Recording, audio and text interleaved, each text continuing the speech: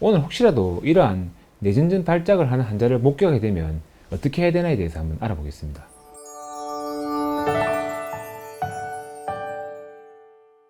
안녕하세요. 손재영 의사생활의 신경과 전문의 손재영입니다. 뇌전증이라는 질병은 간헐적으로 증상이 나타나는 질병으로 흔히들 정말 드문 희귀한병으로 생각하시겠지만 실제로는 유병률이 1% 정도 추진되는 생각보다 흔한 질병입니다. 뇌전증이 있어도 대부분 조절이 잘 되고 견년 발작이 나타나지 않으면서 일상생활 시에는 질병이 있다는 것을 전혀 알 수 없기 때문에 아마도 실제보다는 희귀하다고 생각하시는 것 같습니다. 질병의 특성상 평소에는 전혀 증상이 없다가 뇌 신경세포에 과도한 흥분이 있는 경우에 갑자기 뇌전증 발작이 발생하며 정신 발작으로 진행하게 되면 의식을 소실하면서 온몸의 근육을 떠는 형태의 경련이 생기게 됩니다. 오늘 혹시라도 이러한 뇌전증 발작을 하는 환자를 목격하게 되면 어떻게 해야 되나에 대해서 한번 알아보겠습니다.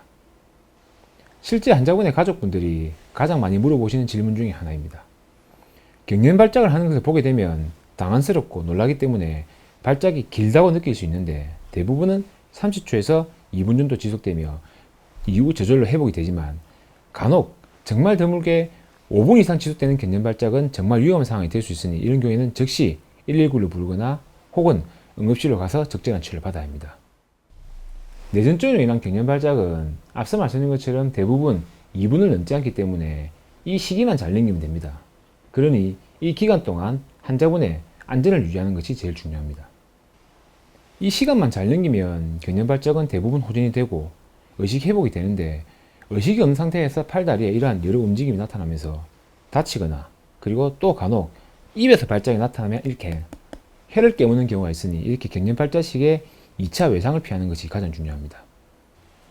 이 인형이 갑자기 의식을 소실하면서 쓰러지고 그리고 경련 발작을 하고 있다고 가정해 보겠습니다.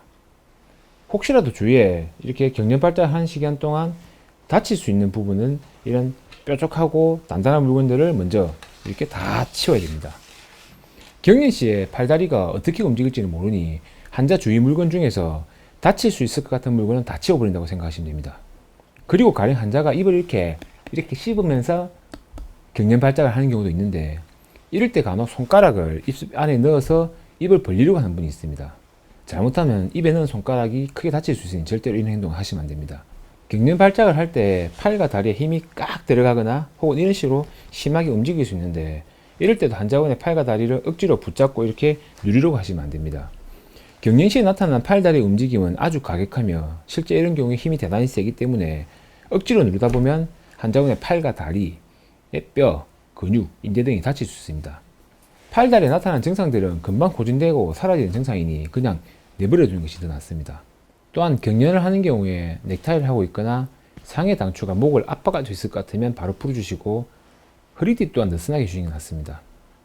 정신 발작을 하는 경우에 혀가 기도를 막을 수 있으니 숨쉬기 편하게 환자를 이렇게 옆으로 눕게 해주는 것도 도움이 됩니다. 특히 경련 시에 토하는 분들도 간혹 계시는데 이런 경우에는 꼭 환자의 자세를 옆으로 눕게 해주셔야 됩니다. 여기까지 해주시고 나면 이후 시간이 지나고 환자분의 경련 발작이 끝이 나기를 기다리시면 되고 혹시라도 앞서 말씀드린 것처럼 5분을 넘는 경우에는 바로 항생제 주사 등의 치료가 필요하니 응급실로 갈 수 있도록 해야 합니다.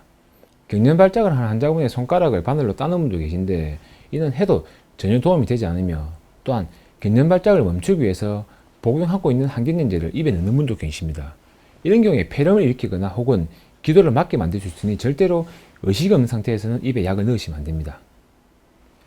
그리고 뇌전증 환자를 치료하는 의사 입장에서 환자분이 어떠한 양상의 경련 발작을 했는지 아는 것은 아주 중요합니다. 경련 시에 목과 눈이 어느 쪽을 향했는지, 어느 쪽 손에서 먼저 증상이 발생했는지, 손에 먼저 힘이 들어가는지 혹은 이런 식으로 손을 크게 뜨는 것이 먼저 생기는지에 대한 정보는 많이 알수록 치료에 도움이 됩니다. 그러니 경련 발작을 목격하는 경우에 가능한 일을 자세히 기억하는 게 중요합니다. 요즘은 핸드폰으로 촬영을 해서 저에게 보여주는 분도 계시는데 이런 자세한 상황 전달이 환자분의 치료 과정에서는 큰 도움이 됩니다. 경련 발작을 한 상황을 보시게 되면 너무 당황해서 아마 제가 말씀드린 부분이 기억이 나지 않을 수도 있습니다. 그냥 간단히 딱 두 개만 기억하면 됩니다. 첫째, 경련 발작 시에 의식이 없는 환자가 다칠 수 있으니 다치지 않게 주의를 채워주십시오. 그리고 둘째, 경련의 지속시간이 5분 이상이면 이건 뭔가 심각한 상황으로 진행이 되고 있는 것이니 빨리 응급실로 가야 됩니다. 이를 기억하셔서 혹시라도 이런 상황이 생기면 적절한 조치를 취하셔서 뇌전증 환자분이 다치지 않고 적절한 치료를 받을 수 있도록 도와주시기 바랍니다. 오늘은 경련 발작을 목격하는 경우에 어떻게 대처해야 하는지에 대해서 알아보았습니다. 오늘 내용 도움이 되셨다면 구독과 좋아요, 알림 설정까지 부탁드립니다. 감사합니다.